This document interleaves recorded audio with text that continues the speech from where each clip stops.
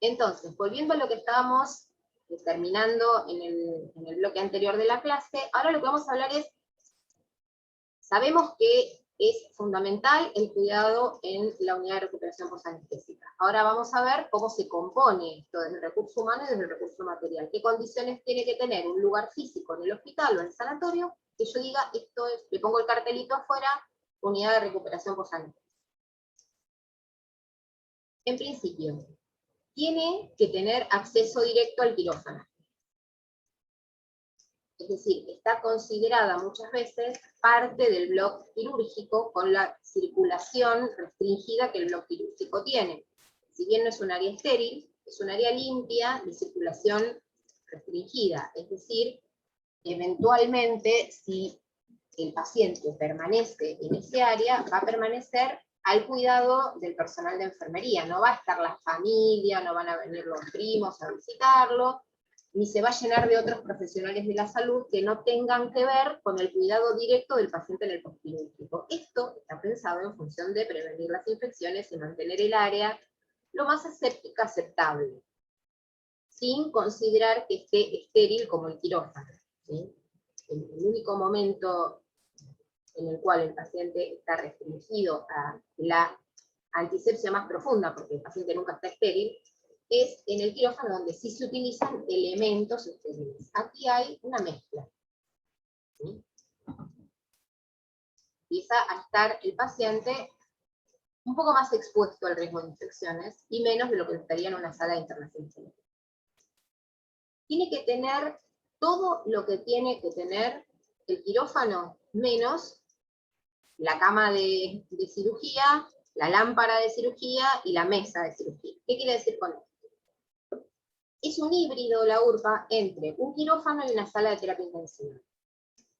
Va a tener monitoreo invasivo y no invasivo. Cuando digo monitoreo invasivo y no invasivo me refiero a poder monitorear la presión arterial, el electrocardiograma continuo, ¿sí? La frecuencia cardíaca y el registro de esto, saturometría con curvas, frecuencia respiratoria y patrón, curva de frecuencia respiratoria, nosotros lo podemos ver, esto también. Eventualmente, si el paciente tuviera que permanecer ventilado, ¿sí? O con monitoreo invasivo de la tensión arterial, tiene que tener canales para poder medir tensión arterial invasiva, capnografía, que es la cantidad de dióxido de carbono que el paciente exhala, ¿sí?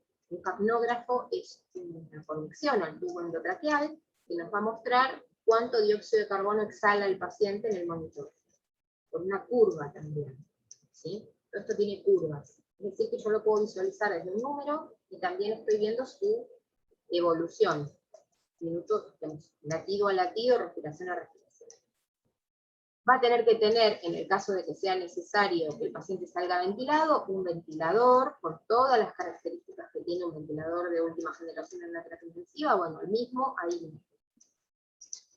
Obviamente todas las drogas de reanimación y de carro de paro que se van a utilizar, tanto en el quirófano, va a estar uno, otro va a estar en la URPA, y después, si el paciente necesita y pasa a la terapia intensiva, tiene que recibir el mismo tipo de atención. Es decir, que la tecnología de la URPA y la tecnología de una terapia intensiva tiene que ser la misma. ¿Qué pasa con el entrenamiento del personal? ¿Es necesario que aquí haya un enfermero o enfermera que sepa cuidados críticos? Por supuesto. ¿Por qué?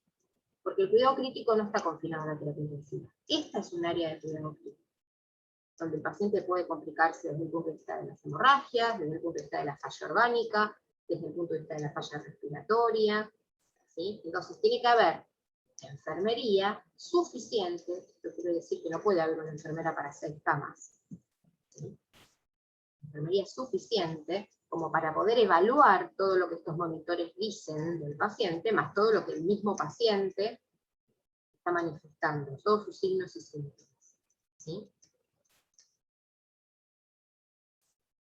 Este personal suficiente además tiene que estar capacitado en el uso de toda esta tecnología y también tiene que estar capacitado, debe conocer la fisiología de los pacientes en estas condiciones, para que para adelantarse a cualquier complicación fisiológico, fisiopatológica de los pacientes. Y alguien tiene que ser el responsable médico o médica de ese área. Y en general debería ser un anestesiólogo. ¿Sí? ¿Por qué? Porque el alcance de las medidas que se van a tomar en este momento y en esta situación clínica del paciente le competen más a las habilidades y competencias de un anestesiólogo que de un cirujano. Los cirujanos no saben ventilar pacientes, manejar las drogas, por eso están justamente el equipo anestésio. Y por supuesto, estos monitores, respiradores, tienen sus alarmas, estas alarmas tienen que estar programadas en función de los pacientes, de los rangos terapéuticos en los que estos pacientes se están moviendo. ¿Sí?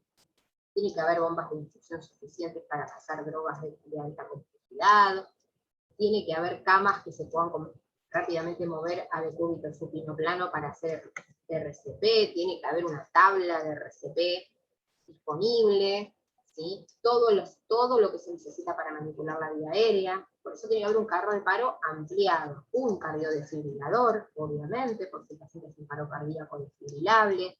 Es decir, todas las herramientas que están en un shock room o en una terapia intensiva tienen que estar en la URCA.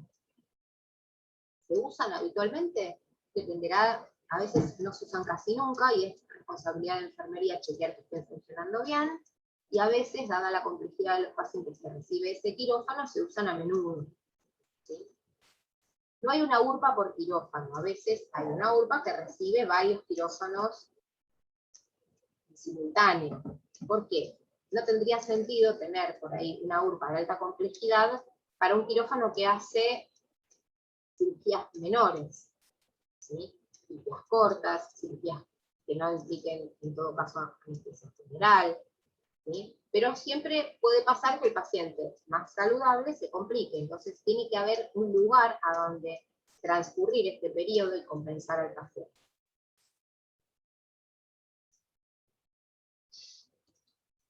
Esto que les estoy mostrando, que es la escala de Bromash, ¿sí? Se utiliza para decidir cuándo el paciente puede pasar a la sala de recuperación postanestésica y es seguro que el paciente va a poder respirar por su cuenta. Cuando digo que es seguro que el paciente pueda respirar por su cuenta, hago hincapié en relación con el bloqueo neuromuscular o bloqueo motor, que es lo mismo. No tiene nada que ver con valorar la vía aérea. Esta escala solamente nos dice el bloqueo, digamos, ¿cómo es el bloqueo motor? ¿Es nulo? Hay flexión completa de rodillas y pies. O sea, el paciente tiene toda su musculatura estriada funcionando. ¿Sí? Es parcial, es capaz de mover las rodillas. Solo puede mover los pies porque el bloqueo neuromuscular va del centro hacia la periferia. ¿Sí?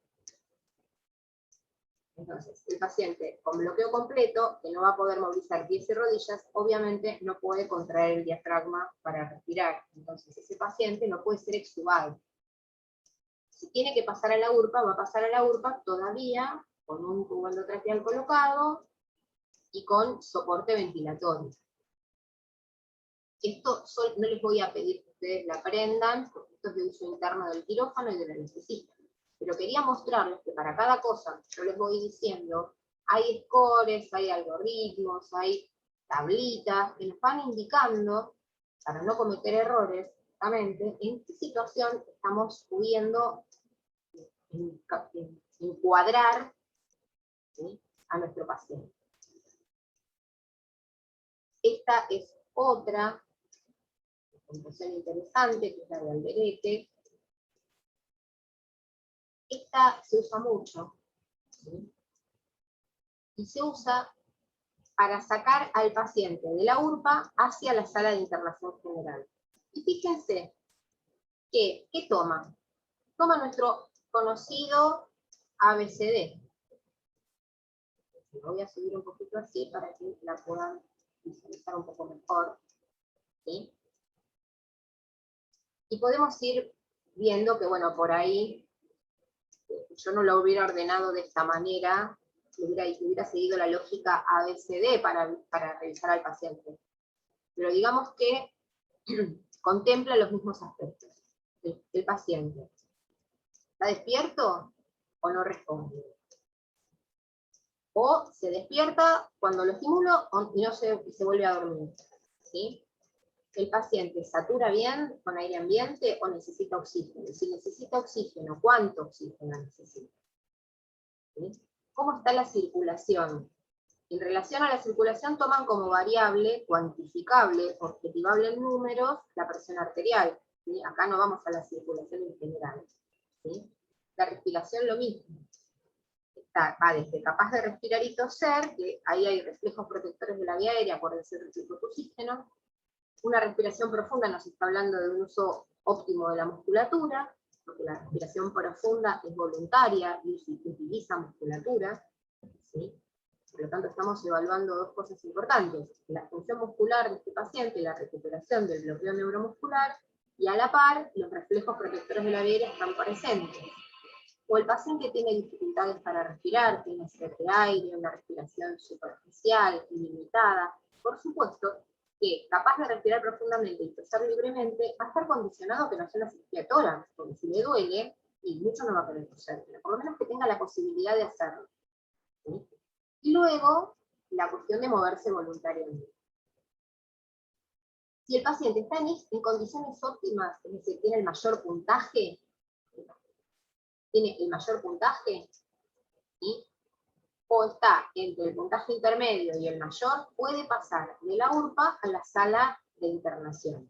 Si el paciente está en un puntaje bajo, con varios de estos ceros, se va a tener que quedar en la URPA hasta que se puedan compensar cada uno de estos aspectos de la fisiología del paciente. Para eso se utilizan este tipo de cambios. Puede ser que ustedes tengan un amigo, una amiga que trabaja en quirófano y les digan, no, la verdad que nosotros no usamos eso, usamos otra. Bueno, está validada, si tiene evidencia científica, bienvenida sea, no es que esta es la única que hay. Pero esta es bastante completita, por eso se las traje.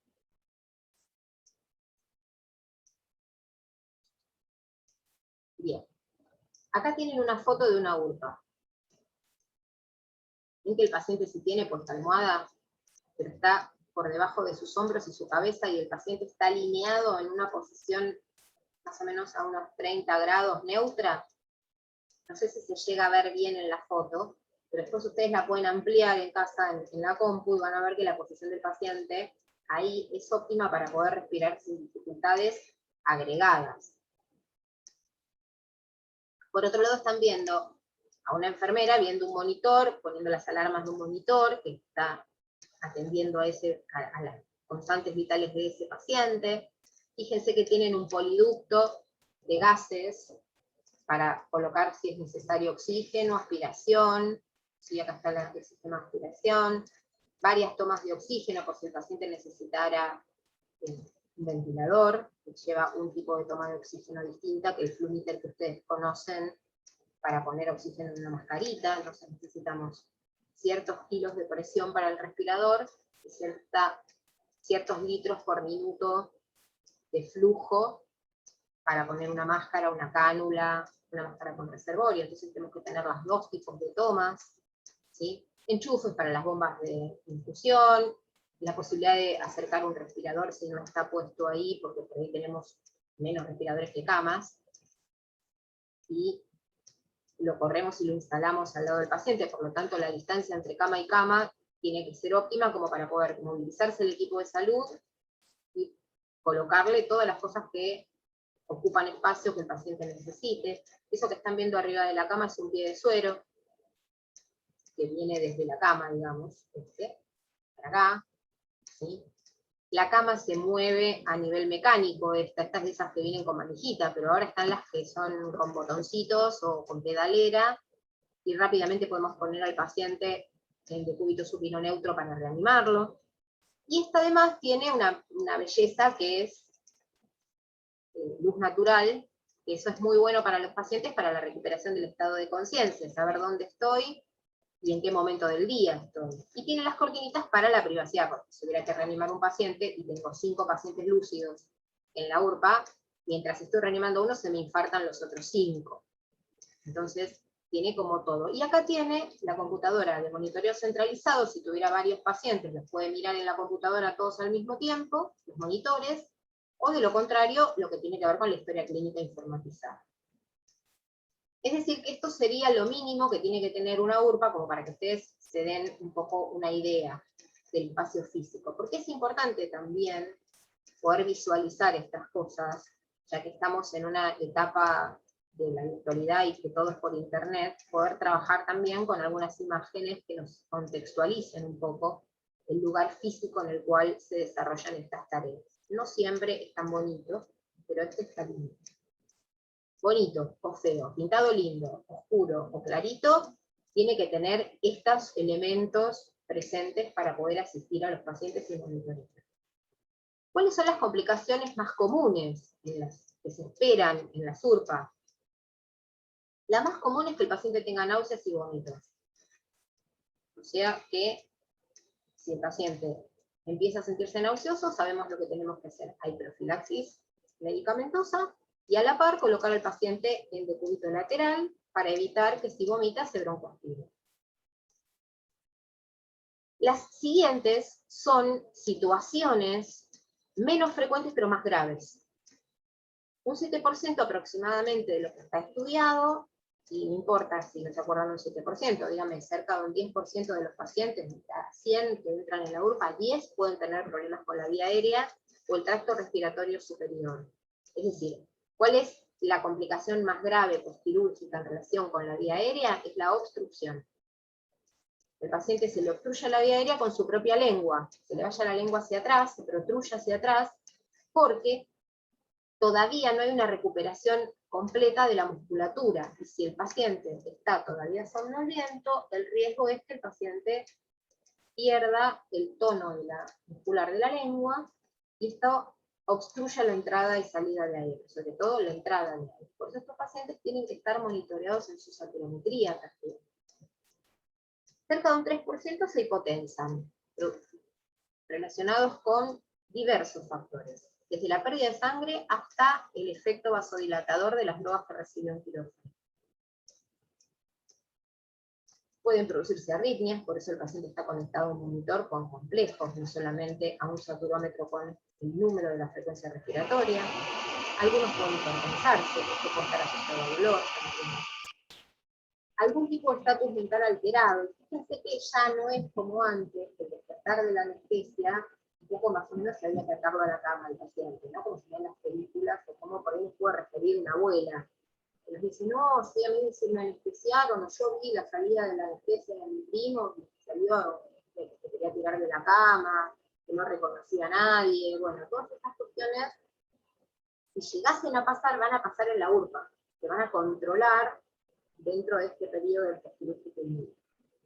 Y algunos pacientes pueden hacer eventos cardíacos mayores, desde infartos hasta el paro.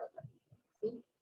El problema mayor, más frecuente, fue la caída de la saturación de oxígeno, o sea, relacionado con la A o la B, con la vía aérea o con la respiración. Es decir, que volvemos al esquema de pensamiento que teníamos siempre. Siempre vamos primero a la A de la vía aérea. Luego vamos a la B, la C, la D, apenas resolvamos el primero, pasamos al segundo. Nunca dejamos sin resolver un escalón anterior. ¿Por qué? Porque se nos va a complicar el postquirúrgico.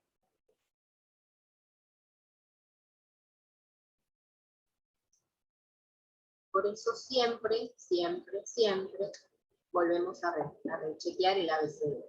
El paciente tuvo un deterioro del sensorio. Está en la D. Lo primero que voy a ir a mirar es qué pasa con la vía aérea. Porque la principal causa de deterioro del sensorio puede ser la hipoxia. Siempre voy de vuelta. Ah, bueno, no, el aire entra bien. Perfecto. El deterioro del sensorio no tiene que ver con la entrada y salida. Ahora vamos a ver cómo respira. Ah, respira mal. Veamos, ¿cómo satura el paciente? Ah, está desaturando. Bien, hay que subirle la cantidad de oxígeno. Bueno, le subimos la cantidad de oxígeno. Sigue manteniendo un estatus mental alterado. Resolví lo de la B. Ahora no desatura. ¿Tendrá un problema circulatorio? ¿Habrá hecho algún tipo de trombo, ACV, hipoxia cerebral? ¿Está hipotenso el paciente? ¿Está orinando este paciente? ¿Está taquicárdico este paciente? O sea, me quedo en la C. Hasta que no resuelvo la C, no vuelvo a reevaluar el estado de conciencia de este paciente y de ninguna manera paso a exponer el cuerpo para ver si tiene algún problema, excepto ir a mirar la herida quirúrgica o los drenajes, ¿no? Cuando me refiero a la E de no exponer el cuerpo, no me refiero a que no vayan a mirar si no está sangrando por la herida quirúrgica y se enteren cuando hay un charco de sangre en el piso.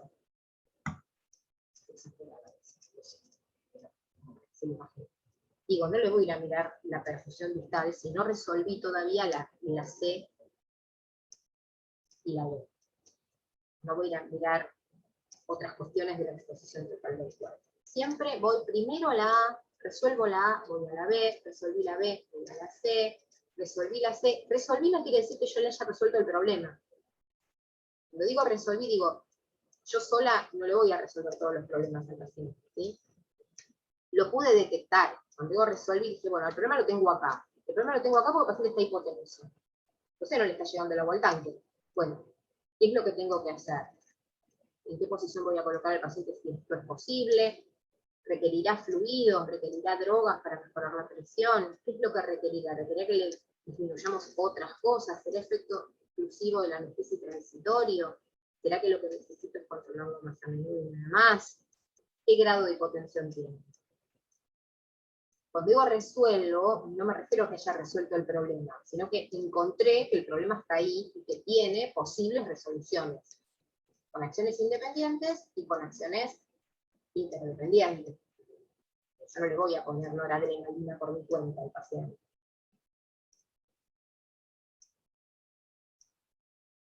Esto, que lo habíamos hablado, ¿sí?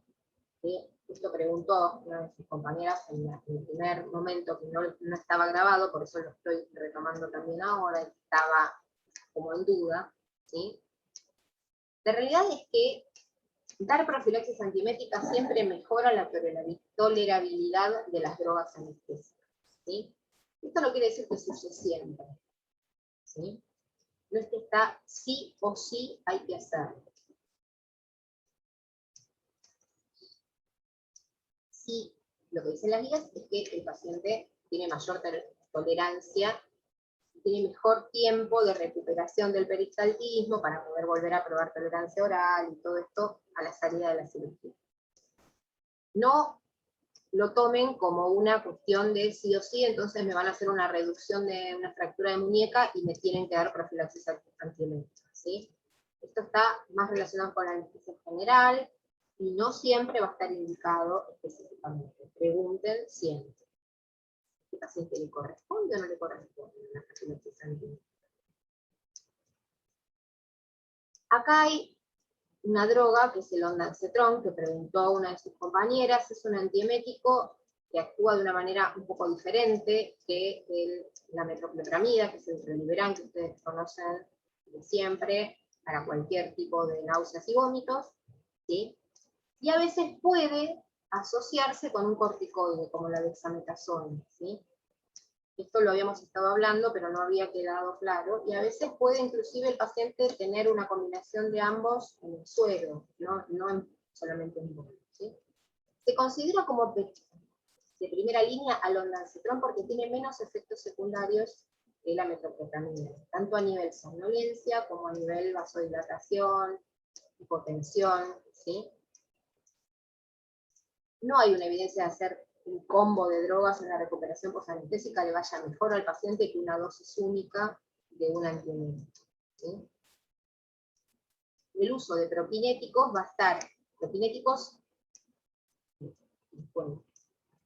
son una familia de drogas que aumentan el peristaltismo y hacen que el vaciado gástrico sea más rápido, como puede ser la domperidona o el cisapril. No se utilizan en esta fase porque el paciente aún no recuperó su motilidad intestinal, entonces no le puedo dar algo para que mejore o incremente la motilidad de algo que no está recuperado. ¿Sí? En este momento el paciente todavía no va a tener ruidos hidroaéreos, no va a tener peristaltismo, el hilio intestinal va a seguir todavía, va a seguir paralizado un tiempo, y entonces no voy a darle ese tipo de drogas, ¿sí? Entonces, dicho esto acerca de los antieméticos, ahora nos vamos a meter a hablar de la complicación más importante que puede tener un paciente después de salir del quirófano, sobre todo si este paciente estuvo con anestesia general y estuvo intubado, ¿sí? ¿Qué es lo que tenemos que ir a tomar como prioritario? Yo soy muy insistente con la vía aérea, y lo que lleguemos a ver hoy, lo vamos a ver hoy, y nos vamos a reconectar el próximo módulo, y vamos a 40 minutos, y vamos a profundizar las cosas más importantes que le pueden pasar como complicaciones al paciente que sale de una cirugía. En las unidades de recuperación posanestésica o en la sala de internación. Cuando yo les pregunto, por ejemplo, un final oral de esta materia, ¿dónde tenemos que poner el acento? ¿Qué es lo que tenemos que ver como mayor complicación o mayor riesgo de un paciente postquirúrgico? Ustedes me van a hablar de las complicaciones de la vía aérea y la respiración y las complicaciones hemorrágicas.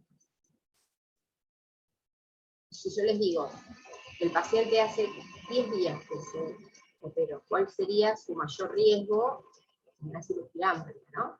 No se sacó una cirugía amplia, una herida quirúrgica amplia. A la semana, el riesgo de infección en su casa o en el hospital.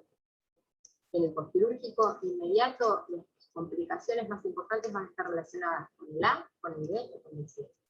Es decir, problemas con la vía aérea y hemorragias. Para que podamos ver y evaluar correctamente qué indicadores de que estamos en problemas con la vía aérea, vamos a ir a buscar signos de obstrucción completa o incompleta. Y vamos a ver, cuando volvamos ahora,